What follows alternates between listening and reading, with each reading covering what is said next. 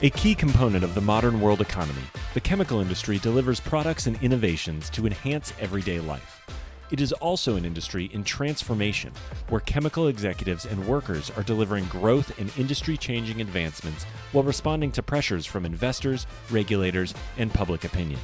Discover how leading companies are approaching these challenges here on The Chemical Show. Join Victoria Meyer, president of Progressio Global and host of The Chemical Show, as she speaks with executives across the industry and learns how they are leading their companies to grow, transform, and push industry boundaries on all frontiers. Here's your host, Victoria Meyer.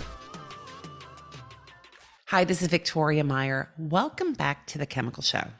As 2023 is drawing to a close, I want to just extend a word of thanks to all of our loyal listeners and remind you to, number one, go back and listen to the entire podcast catalog. We've got 140 episodes and more coming. So if you are wondering about a leader or an approach or a topic, it's there. It's in our back catalog. And secondly, share it with a friend, share it with a colleague, continue getting the word out about The Chemical Show. Thanks. Today, I am speaking with George Koehnke, who is the founder and president of Ascend Commercial Solutions. George spent the first 35 years of his career with Procter & Gamble, first in a variety of operations and supply chain roles, and then in the broader consumer business, and then later in P&G Chemicals, where he honed his sales and leadership expertise. We're going to be talking about customer centricity, sales solutions, and setting yourself up for success in 2024. George, welcome to The Chemical Show. Thank you. Thank you very much. Yeah. So you started your career as an engineer and operations specialist, first in consumer products, and then you moved into chemicals. And you obviously have spent a significant part of your careers in sales and marketing. First of all, just what got you started in that space and what was significant about your evolution in your career? Yeah, I've listened to several of your podcasts, and you've got people that have made this logical transition into sales and marketing, right? Logical into the chemical industry. And I think I've probably stumbled my way to where I am today. And in the process, one of the key learnings I got is to always be learning. Embrace learning and embrace change. So even before I was with P&G, it's a career of irony, right? Before I was with P&G, I was with Kimberly-Clark for 2 years in one of their plants. And my career desire was to go into the headquarter organization and lead from headquarters. And so that's why I ended up moving to P&G. And believe it or not, 3 years later, I was in a P&G plant. I put in a new bar soap operation. We started up, and I was having the time of my life. Shortly after that, I moved into the chemical operation. The irony, I ran the chemical operation. I hated chemistry in high school. That's why I became a mechanical engineer. I hated chemistry. That's awesome. I loved running a chemical plant.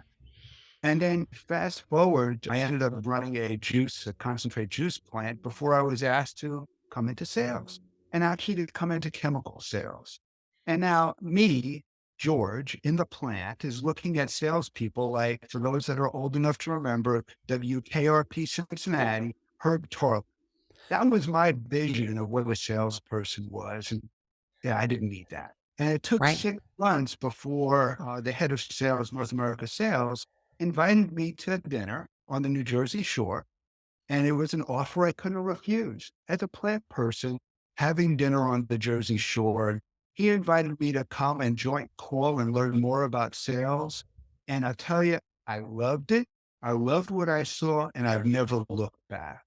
And for me, one of the key learnings of that is as you look at your career and your career progressions, and even in selling, never say never is one of the key lessons I learned.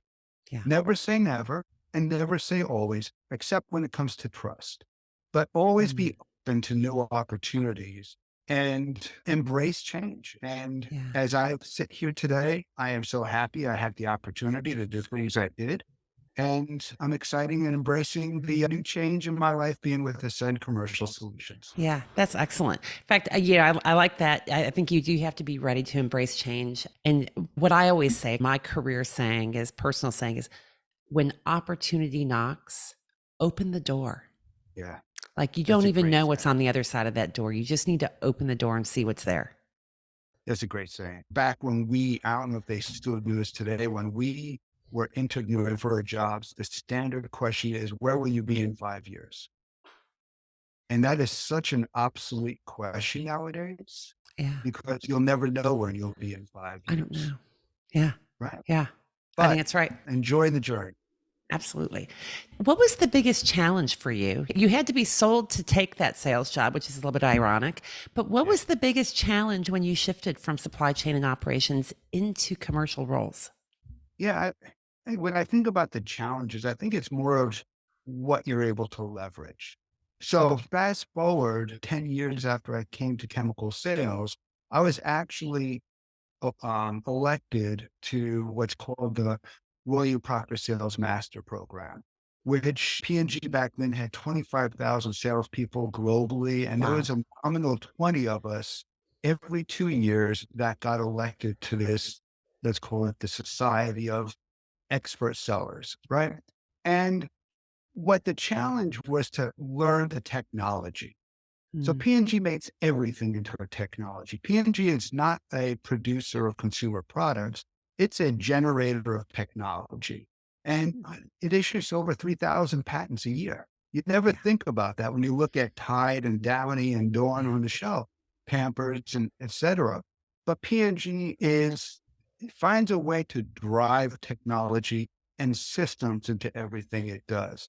And so being able to take the understanding of manufacturing systems and structure and apply it to sales.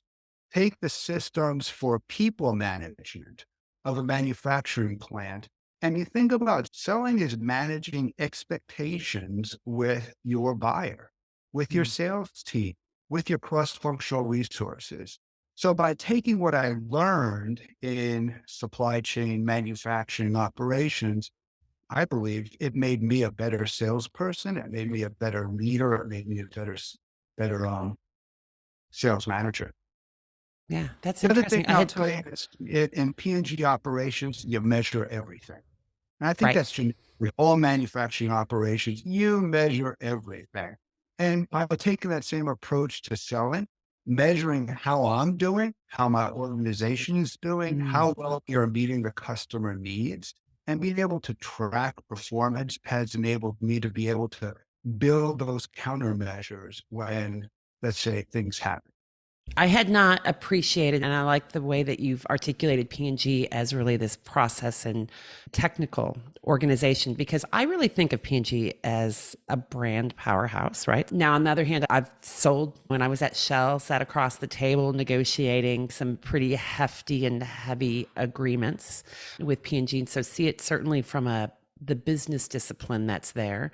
But I think most of us, or many of us, think about P&G as really a powerhouse brand, right? Mhm. With a real deep focus and discipline on customer understanding and particularly consumer markets, right? Because I'm not sure that any household in the US and maybe globally does not have a P&G product or more, at least one, probably At more, least one. Yes. somewhere in their house.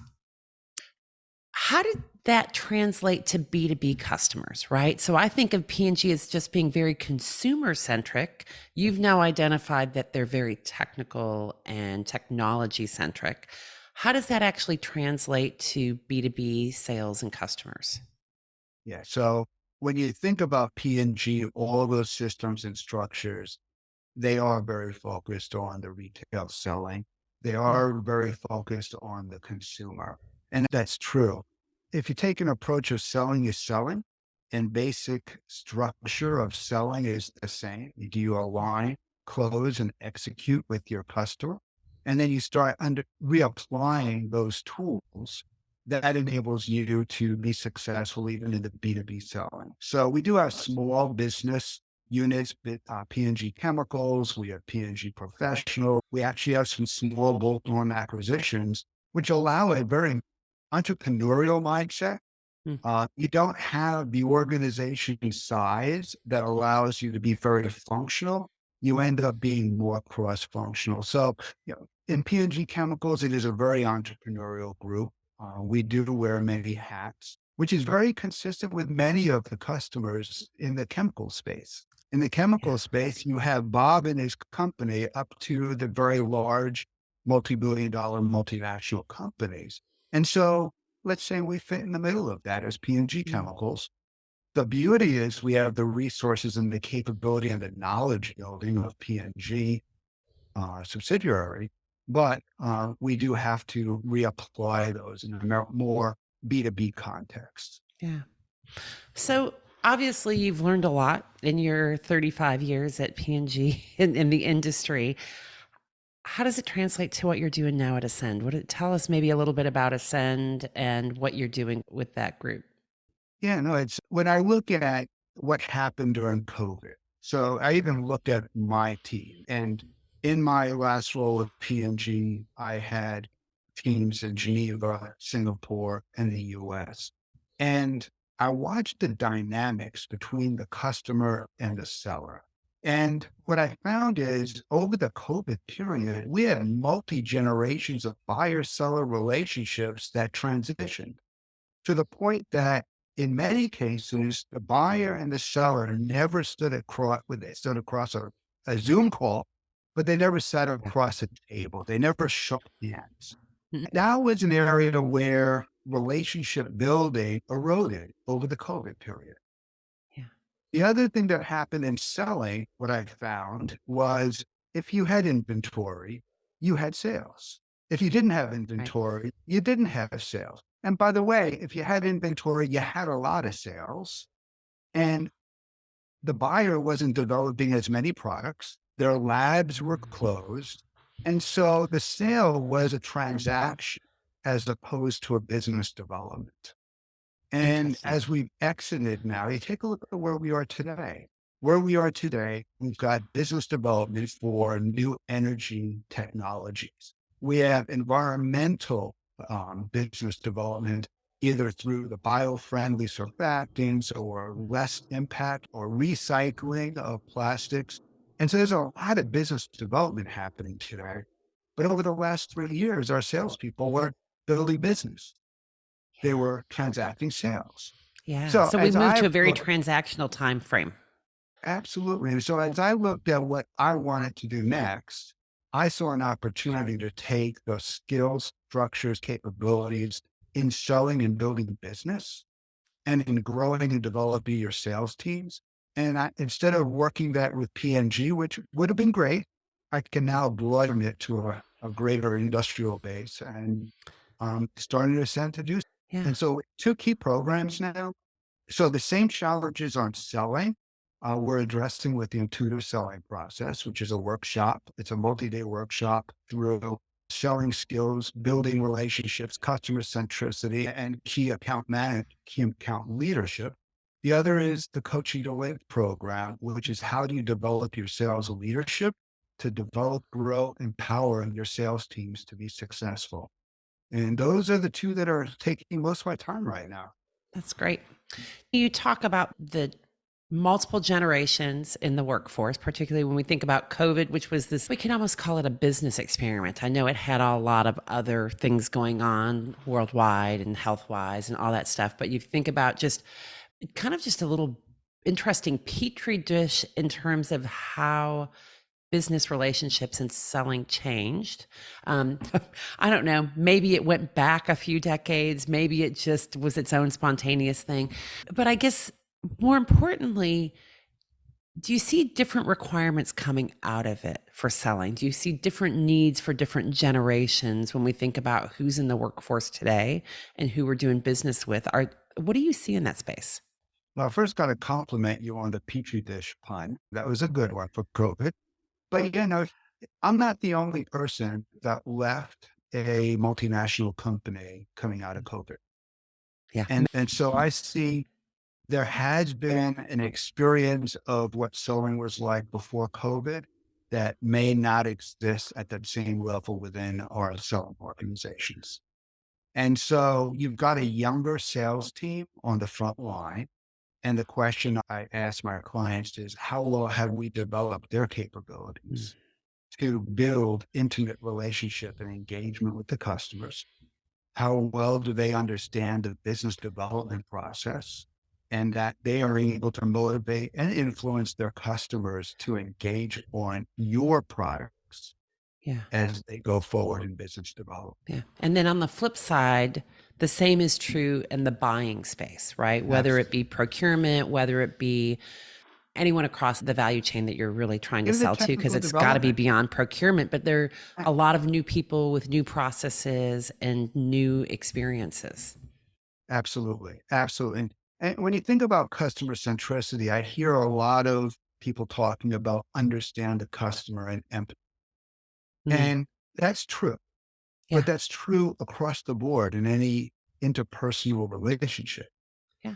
So when you think about customer centricity in a B2B, I like to think about what are the structures and systems that you are bringing and putting in place to ensure that you're able to, using those tools, build that intimacy, build that engagement.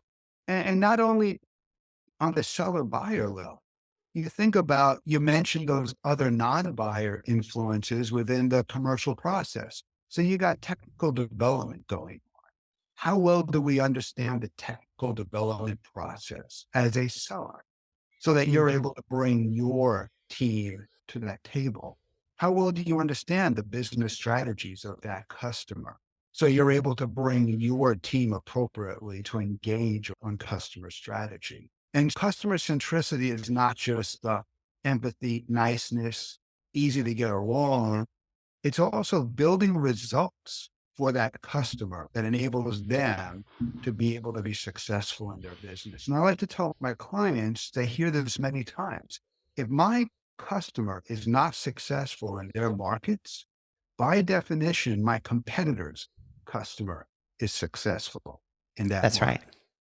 Which That's one right. do I Because want? somebody is successful in the Someone's going market. to be successful. I Yeah. want my customer. And as I talk to the buying influences, I say the same thing. If your supplier is not successful in this commercial enterprise called doing business together, Mhm. your competitor supplier is going to be more successful. Is that really what we want here? Or how do we build that joint business plan that we succeed and Right. deliver our objectives and our competitors do not? I like that. And we'll be right back.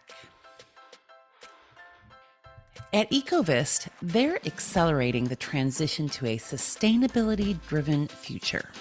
Their long history of innovation, expertise, and customer collaboration supports the development of proprietary catalysts and services across their two industry leading businesses, Advanced Materials and Catalysts and Eco Services. Advanced Materials and Catalysts is a leader in proprietary and customized technologies for polymers, cleaner fuels, emissions control, and circularity. Eco Services is the largest North American recycler of spent sulfuric acid. Ecovist, your catalyst for positive change. And I think your customer centricity is, as you've cited, is it goes beyond the empathy, right? Or elements of the empathy is also just understanding what do they really value? What's Absolutely. on their scorecard, both personal and corporate? And how do you sell for success? Because I think often the chemical industry is really good at selling to specifications. We think people are buying product. And the reality is, product is really easy to replicate. People know that great scientists and product developers have figured out how to replicate the product. What you can't replicate is the rest of it, the value, the solutions that are offered, the winning together that comes with it. And that scorecard you mentioned is when you understand your customer's scorecard Yeah. and you align your scorecard with that customer's scorecard so that you're actually reporting together. And I've got experience where we've built joint business plans with our customers where we were working off of one sheet of paper, which Mm. was measuring our mutual success. It had our success factors. Yeah. It had their success factors. And we measured together and then quarterly reviewed Yeah. how we were doing against those objectives. I don't think that happened a lot during COVID. No.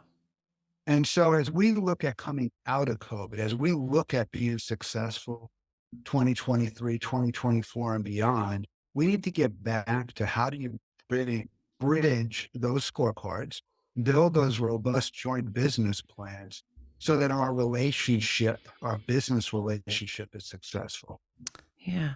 So, George, we were chatting a little bit before we hit the record button about some of the challenges and differences that you're seeing, that I'm seeing in companies that we talk to, those that are a little bit stuck, waiting for the clock to turn on 24 before they make change, others that are recognizing they need to start making change now so they hit the ground running. Can you elaborate on just what you're seeing in the market and how companies are responding?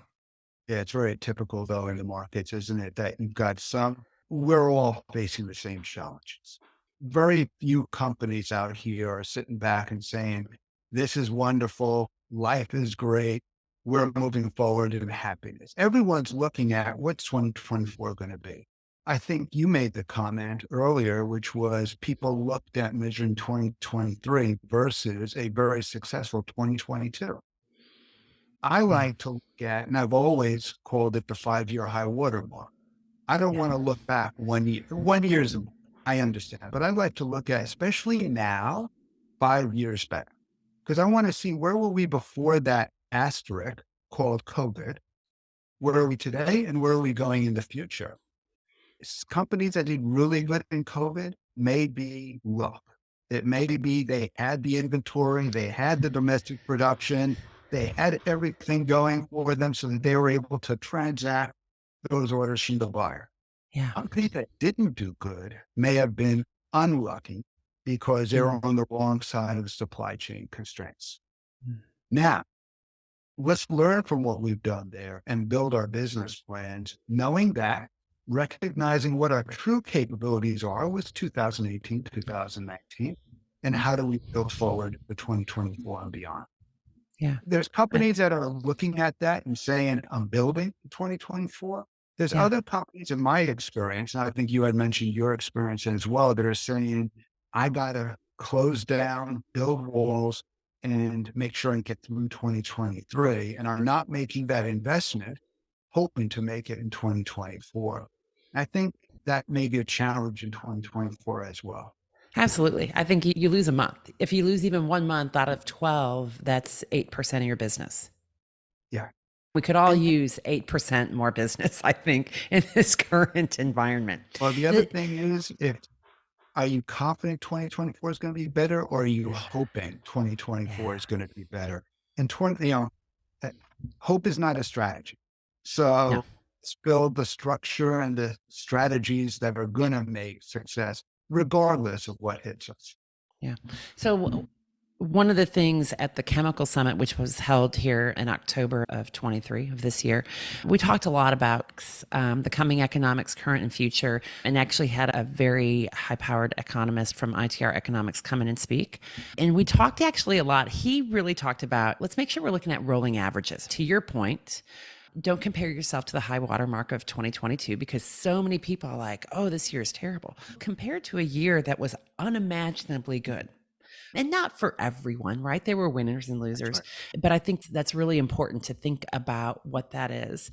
I'm also going to use this actually as a chance to plug the fact that we are actually selling access to the recordings from Mm. that Chemical Summit. So we'll have it linked here into the podcast and elsewhere, that if people want to hear from both economists as well as business leaders across the industry of how they're looking at trends and opportunities for the chemical industry, head over to the Chemical Summit and you'll be able to get access to this year's event. Neat. All right. And Yeah, now back to you, George. well, I reflect back early when I was selling. I had a customer, and it was an entrepreneur. He started his own company. We were at a trade event in Florida on his yacht, having a glass of wine and Mm, celebrating our last year of doing business together. And I asked him, I said, how did you start this? You must have had help. And his comment to me was, I started this company in 1973 in my garage. Now, that's right. for those of you that remember 1973, it was not a strong economic year. Yeah. And his comment was, even in a recession, I made the investment to build my business in my garage to where we are today. Yeah. And that's something that keeps resonating with me, that if Hmm. you wait for the good years, you lose the opportunity to be successful in the less good years. Yeah. The hard work comes. It's the hard work that you put in during Mhm. down times that allows you to be more successful during the good times. And there are winners in every economic environment, right? If there weren't, we would, I don't know what we would be doing. We'd be cavemen still or something. There, Yeah. but there were We winners wouldn't in be every doing this economic podcast, environment. that's for sure. Yeah, that's right. That's right. So I think your point is well taken. That so 2 points, by the way, George. So one is that you can start businesses in downturn. You can have growth and success in down economic markets, and we don't really know what 2024 is going to be. Although many are predicting it to be a, I'm just going to call it a flat year. I hate to call it a down year, but let's call it a flat year. And so there's great opportunity there. The second piece, and the fact that you were having dinner on somebody's yacht tells me one of the many reasons that you really like staying in sales leadership is this aspect of there's more yachts in sales than there are in manufacturing. Yes, I will say that I've enjoyed the opportunities to meet Yeah. very diverse people, right? And so I've met some small business people that are struggling, Mhm. and I've been able to tailor my plans to help them succeed as Yeah. best I could. I've met some that have been very lucky, and what's the saying? The harder I work, the luckier I get. Yeah. And I've found some people that have done very well. And frankly, I think I've done okay too. You have started your own business as Yeah. well. And there's many of us entrepreneurs that are trying to one day be successful in our ventures as well. Yeah. That's right. So, what do you see as really critical? We were talking a little bit about 24. What is going to be critical to commercial success today and tomorrow and next year? It's when I think about when I started this venture, I thought I was going to be working more on the front line selling Mm, and working and building that sales confidence within the selling teams. And I've spent as much, if not more time working on sales and leadership. And as I look at what happens in 2024, I think we've got a lot of very willing, desiring salespeople, hungry salespeople that want to succeed in what they're doing. And I believe we've got leaders yeah. that want to do the same. I believe it's going to take good coaching, developing, and leading your sales teams. And that includes getting them the skill development and the investment in their capabilities that will engage them. And part of coaching to win is not only being a leader, and we talk a lot about the leadership versus management Mm, dilemma, right? We also talk about how do you bring motivation, those same motivations you bring to a customer, to the buyer. yeah. How do you influence and motivate your sales team to go beyond execution, to go Mm, into excellence? And so when I think about what we need to do 2024 and on, I think we need to start at the top, build that leadership capability, that mm, coaching mentality, the desire to, and when we talk about sales leadership, I also, in the context of selling, is not selling, transacting.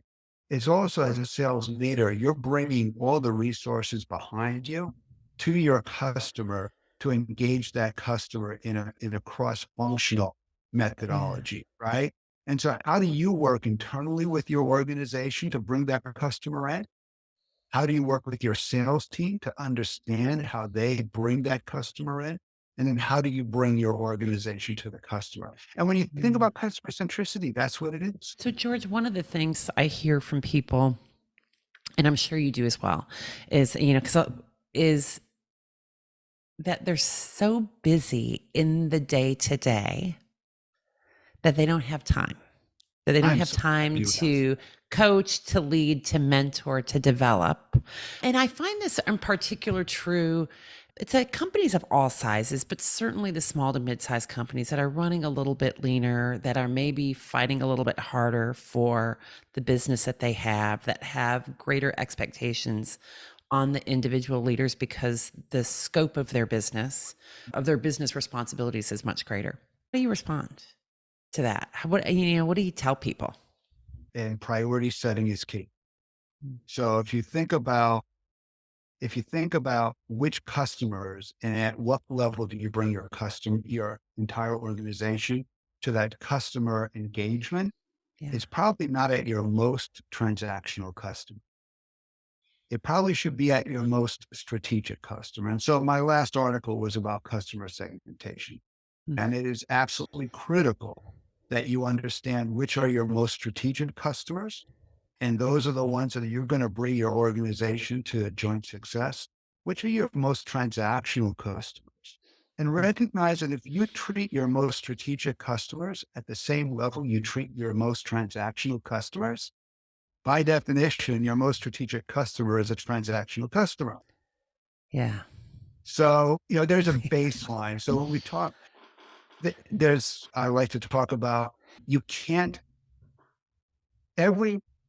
not service your customers. So Mm. there's the baseline of expectation that you got to meet. And that is what you're promising to your customer. Whatever it is you're promising to the marketplace, you need to deliver.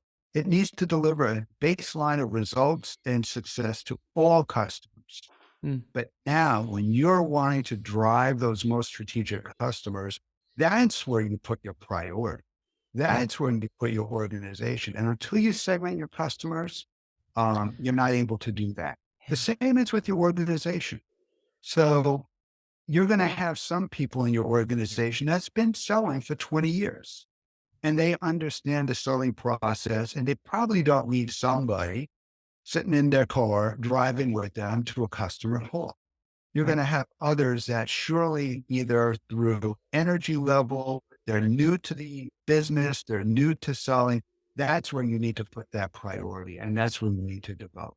Again, there's a base expectation of what you do for your entire sales team, but you need to identify where you prioritize that effort to drive that biggest differential in result. Yeah. And discipline. It's prioritization and discipline, right? I just had this conversation yesterday with a leader who talked about segmentation a little bit. And where people fail, where companies and leaders fail in effectively managing and segmenting their business and executing across their customer-centric processes is discipline. Like, you got to do what you say you're going to do. So it's that baseline, but it's also the aspects of segmentation and prioritization and being disciplined with it. Mm-hmm. Absolutely. Awesome. Well, George, this has been really good. I am glad we've got a chance to get connected, to share some of your insights and more with the fans of the Chemical Show. So thank you for joining us today. Thank you for inviting me. I really enjoyed it, Victoria. Yeah, absolutely. And thanks everyone for listening. Keep listening, keep following, keep sharing, and we will talk with you again soon. We've come to the end of today's podcast. We hope you enjoyed your time with us and want to learn more. Simply visit thechemicalshow.com for additional information and helpful resources. Join us again next time here on The Chemical Show with Victoria Meyer.